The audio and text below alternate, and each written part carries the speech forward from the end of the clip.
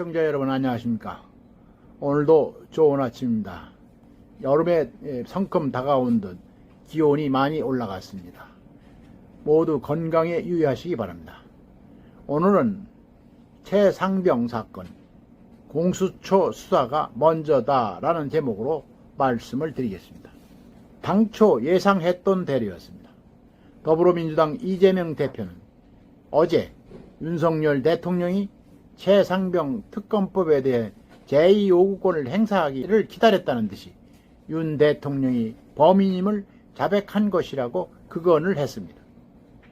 민주당 등 범야권도 야당과 국민을 향한 전쟁 선포라고 일제히 반발하고 나섰습니다. 정치 공세라 해도 도를 넘은 언동입니다.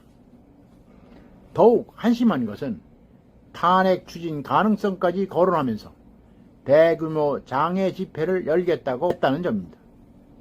또 오는 28일엔 재의결을 추진하고 부결될 경우엔 22대 국회 1호 법안으로 추진하겠다고 한 모양입니다. 시급히 처리해야 될 민생 관련 법안은 안중에도 없고 오로지 당리당략을 위한 극한 배치로 나가겠다는 태세입니다. 지금까지 수차례에 걸쳐 언급했지만 특검 제도를 둔 것은 검찰과 경찰이 수사가 미진해서 실체 규명이 제대로 이루어지지 않는 상황을 해소하자는 데 있는 것입니다. 게다가 최상병 사건에 대한 특검은 상권 분립 정신에도 맞지 않고 공수처가 이미 수사 중인 사안입니다. 특히 야당 주도의 특검 임명 등은 수사의 공정성을 담보할 수도 없습니다. 공수처는 어떻게 만들어졌는가? 민주당이 검찰을 견제하기 위해 당력을 총집결하다시피 행사한 독립수사기구가 아닙니까? 윤 대통령이라고 공수처 수사에 영향력을 행사할 수도 없습니다. 공수처도 윤 대통령의 눈치를 살펴볼 이유가 없습니다. 이런데도 민주당이 공수처를 못 믿겠다며 특검을 요구한다는 것은 자기 모순입니다. 엊그제 공수처는 김계환 해병대 사령관과 박종훈 전 해병대 수사단장을 차례로 불러 외압 의혹을 조사했습니다. 뒤늦게나마 수사가 정점을 향해 치닫는 느낌입니다. 때마침 오동훈 공수처장 임명안을 윤 대통령이 제거하면서 공수처의 리더십 공백 사태도 해결됐습니다. 이런 상황이라면 일단 공수처의 수사를 지켜보는 게 옳습니다.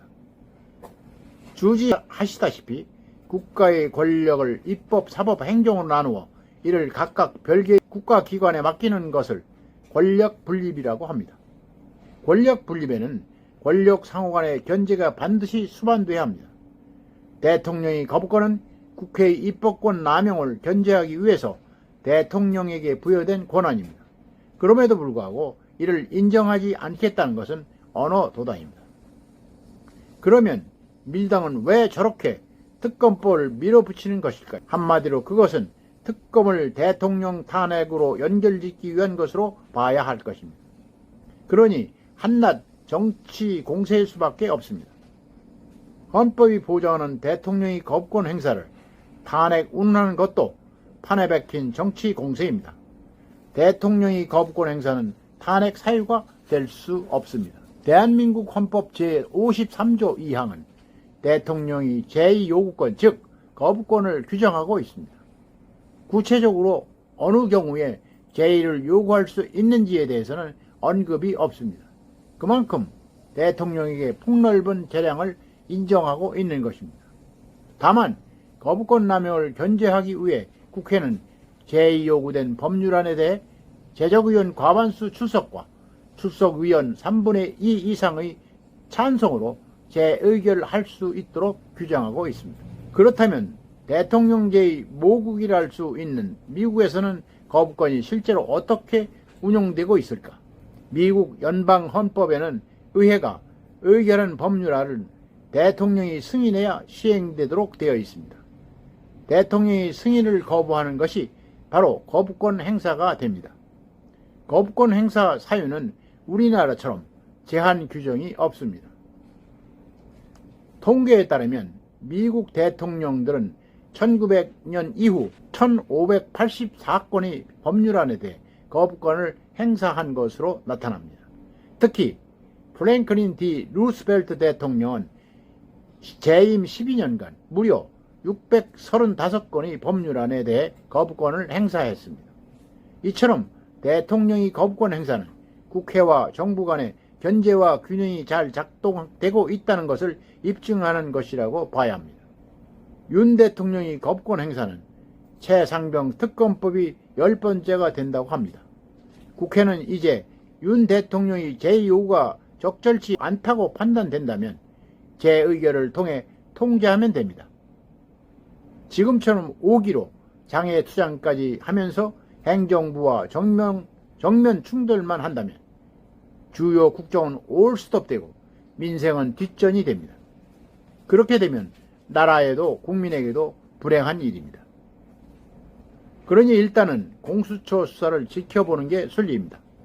특검 도입은 수사 결과가 나오면 그것을 엄밀히 평가한 뒤 논의를 해도 늦지 않습니다.